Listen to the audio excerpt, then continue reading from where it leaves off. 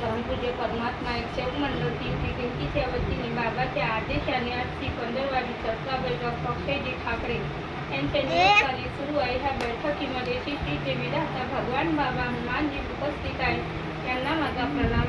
तसेच आपले महंते बाबा जुंदेवजी उपस्थित आहेत, बाबाला सुद्धा माझा प्रणाम। तसेच आपली वाराणसी आई उपस्थित आहे, आईला सुद्धा माझा प्रणाम। कार्यकर्ताजी, ज्येष्ठ सेवक सेविका अध्यक्षजी, सर्वांना माझा मनपूर्ण नमस्कार। भगवंता, मार्गामध्ये परमेश्वरा, मी मार्गात दुखी आली भगवंता, कोणी सारे दारू वेचनाने ती पण मी बाळ बाधेच्या वेचनाने आली परमेश्वरा। माझे पती भगवंता इतके बिमार झाले होते भगवंता, माझ्या पतीची जबान तो बंद पडली होती परमेश्वरा। 24 तास माझ्या पतीची जबान खुलली नव्हती भगवंता। मी देवी देवताकडे गेली पण आराम पडत नव्हता परमेश्वरा। मी तसे माझे जावयाने मला मार्गदर्शन केले, तुम्ही मार्गात याल का म्हणे। मी म्हटलं परमेश्वरा मी सांगू नाही शकत, अशी याची जबान बंद आहे, मी मार्गात कशी येईल भगवंता। त्यानं तीर्थ बनवलं, तीर्थ बनवून त्यानं आंबील तीर्थ फूक मारून आंबील बनवून पाडली। माझ्या घरी माझे पती परमेश्वर पाहायला लागले, मला मग हिंमत आली परमेश्वरा, नाही आपण आता मार्गात गेलो पाहिजे भगवंता। तशी माझ्या जावयाने कणांना नेलं, तसेच आम्ही गेलो, मुलं बाळं घरीच ठेवले आणि आम्ही गेलो परमेश्वरा। तसेच वाडीभस्मी भाऊजी पण आले आमच्यासोबत भगवंता। तिथं गेल्यावर माझे पती असे इथं बसू शकत नव्हते, तिथे त्याच्या घरी गेल्यावर बसले भगवंता। तसेच आजूबाजूने सेवक होते, 2-3 सेवक आले, भाऊजी होते आणि सर्वांना मार्गदर्शन त्याच्या अंगावरचे धागे दोरे काढले परमेश्वरा आणि ते तीर्थ करून दिलं। त्यानं तीर्थ करून दिल्याने माझे पती 24 तासाच्या नंतर त्याची जबान खुलली परमेश्वरा, जबान खुलली भगवंता। मला तो दिवस असा गाळवणे भगवंता, पण माझ्या डोळ्यात अश्रू येते परमेश्वरा।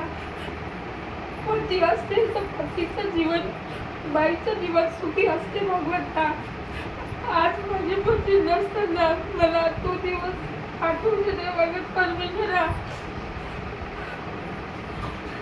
मी एवढे दिवस माणसावाने पतीला मी इथे तिथे घुमवले भगवंता, पण माझी पती 7 महिन्याच्या वर निघून येते परमेश्वरा। कोणती माझ्या पतीचा आता मी किंवा आमच्या हाताने चुकी झाली भगवंता ते माहीत नाही परमेश्वर। 7 महिने कार्य गेले भगवंता, 7 महिन्याच्या बाद माझे पती निघून गेले परमेश्वरा। मुलाला घेऊन गाडी गेले, मुलाला घेऊन गाडी गेले परमेश्वरा। मला काकाजीनं सांगितलं बेटा घबरावायचं नाही, भगवंताचा सहारा धरून राहशील तर तुझे मुलं सांभाळ वाढतील म्हणे परमेश्वरा। माझ्या रिश्तेदारीनं जिथे जास्ती मार्ग घेतला म्हणे तोच गेला, तू मार्ग कशाला घेता। पण मी म्हटलं परमेश्वरा नाही, मी परमेश्वराच्या चरणी वेळी माझं जे होईल ते होईल, मी परमेश्वरा सोडणार नाही भगवंता। मुलांच्या हाताने एवढी चूक झाली, त्या शेवकींनी 5 वर्षापर्यंत माझ्या मुलासोबत घुमा फिरायला गेली भगवंता आणि दोघा तिला ती लग्न करीन म्हणून मी नाही म्हटलं, तरी पण तिनं म्हटलं का हो मी लग्न करीन, हो म्हटलं परमेश्वरा। आणि काही दिवसाच्या नंतर आज माझ्या मुलाला तिनं पोलीस स्टेशन सुद्धा दाखवलं भगवंता। माझ्या मुलाला बुद्धी द्या आणि माझ्या मला बुद्धी नाही परमेश्वरा।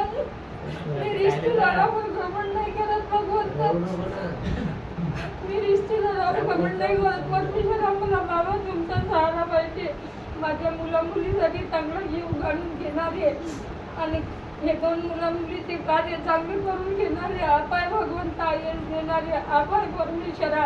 माझ्या मुलाला पण चांगली बुद्धी देणारे, पण त्याला ओढ देणारे भगवंताचे कार्य करण्याची, तत्मनियमात चालण्याची ओढ देणारे आपाय परमेश्वरा। तसेच मुलीला पण भगवंता, मुलीचं बिन आता शिक्षण फायनल झालं परमेश्वरा। मी पण म्हटलं भगवंता चांगल्यात चांगला योग येईल, मुला मुलीचे कार्य करून टाकेल, रिश्तेदारी अशी पती असल्याच्या नंतर पती असला तर दुसऱ्याची बोलण्याची ताब नाही राहत. परमेश्वर आज रिश्तेदारी इतके मुलगा मुलगी मोठे झाले पण म्हणते तू अजून लग्नाचं नाव नाही घेत. भगवंता योग आल्यावर राहत नाही परमेश्वरा, पण असं योग आल्यावर राहत नाही पण रिश्तेदारी अशी समजून नाही घेत परमेश्वरा.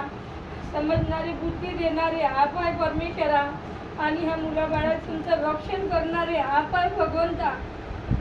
कळत ना कळत ह्या मुलाबाळाच्या हाताने माझ्या हाताने काही चुका झाल्या ह्या 15 दिवसामध्ये. मी भगवान बाबा हनुमानजीला क्षमा मागते, मानते बाबा धुमदेवजीला क्षमा मागते आणि वाराणसी आईला क्षमा मागते. शेवटी मी क्षमा मागते सर्वांना.